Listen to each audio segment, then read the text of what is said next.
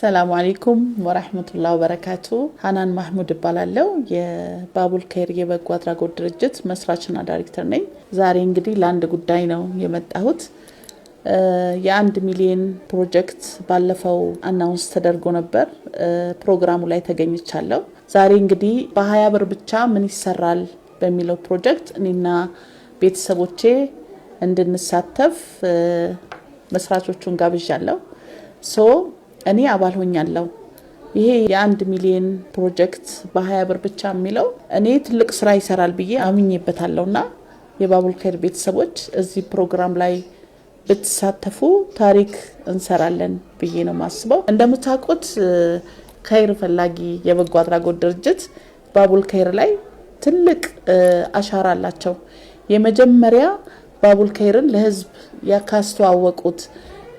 ከባቡል ኸይር ጎን ከቆሙት የመጀመሪያ ተሰላፊ ናቸውና ባቡል ኸይርና